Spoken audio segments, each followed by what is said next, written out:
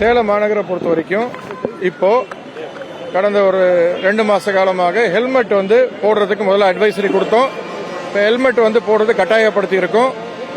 இப்போ ஏறக்குறைய ஒரு 50லேருந்து 60% மக்கள் ஹெல்மெட் போட ஆரம்பிச்சிருக்காங்க. இது ஒரு பழக்கமா நம்ம அட்வைஸும் பண்றோம், கேஸும் போட ஆரம்பிச்சிருக்கோம். ஸோ இது ஹெல்மெட் போடுறது ரொம்ப முக்கியமான ஒரு காரியம்.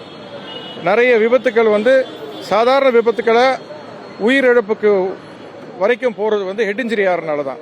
இந்த ஹெட் இன்ஜுரியை தடுக்கிறது ஹெல்மெட் போடுறதுனால நம்ம ஹெட் இன்ஜுரி ஆகி விபத்தில் இறக்குறவங்களோட எண்ணிக்கை கண்டிப்பா நிறைய காலகட்டத்தில் குறையுது.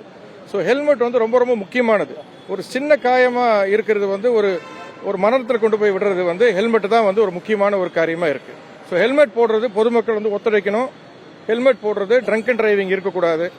அதே மாதிரி ட்ரிபிள்ஸ் போறது இருக்கக்கூடாது. செல்போன் பேசிட்டு ஓட்டு போடுறது, இது 4 ஆக்டிவிட்டிஸ் ரொம்ப கான்சன்ட்ரேட் பண்ணிட்டு இருக்கோம். அதுல தான் நிறைய விபத்துகள் நடக்குது, மரணத்தையும் உண்டாக்குது. ஸோ இந்த காரணத்தை வச்சு இப்போ ஃபர்ஸ்ட் ஹெல்மெட் அவேர்னஸ் பண்ணிட்டு இருக்கோம். இன்டென்சிவ் ரைடும் பண்ணிட்டு இருக்கோம் ஒரு நாளும்.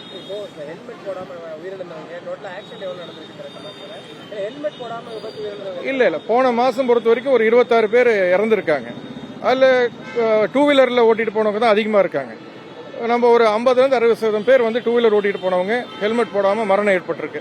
முக்கியமா ஹெட் இன்ஜுரினால ஏற்பட்டிருக்கு. அந்த ஹெட் இன்ஜுரியை தடுக்கலாம். சாதாரண காயம் தப்பிக்கிறதுக்கும் ஹெட் இன்ஜுரி இறப்பதுக்கும் அதான் வித்தியாசம். ஹெல்மெட் தான் வித்தியாசம். ஸோ மக்களை கேட்டுக்கொள்றது என்னன்னா ஹெல்மெட்டை கண்டிப்பா போடணுன்றது கண்டிப்பா கேட்டுக்கணும்.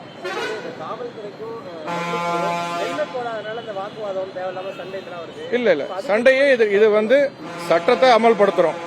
அது போலீஸ் சொல்றது சட்டத்தை அமல்படுத்துறது எங்களோட கடமை. பப்ளிக் கேட்க வேண்டியது அவங்களோட கடமை.